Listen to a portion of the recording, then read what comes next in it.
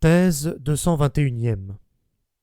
Il m'arrive, disait un moraliste pédant et vétilleux, d'honorer et de respecter un homme désintéressé, non pas à cause de son désintéressement, mais parce qu'il me semble avoir le droit de se rendre utile à autrui à ses propres dépens.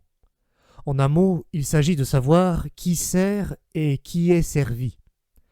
Imaginons par exemple un homme qui aurait la vocation du commandement et les aptitudes nécessaires.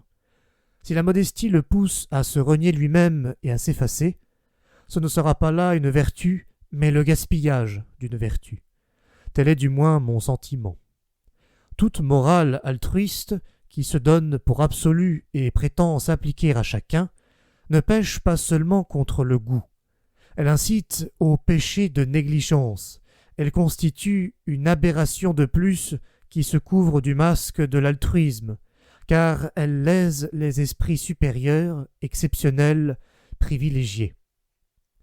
On doit contraindre les morales à s'incliner d'abord devant la hiérarchie des valeurs, on doit les rendre conscientes de leur arrogance, jusqu'à ce qu'elles sachent clairement qu'il est immoral de dire « ce qui convient à l'un convient aussi à l'autre ».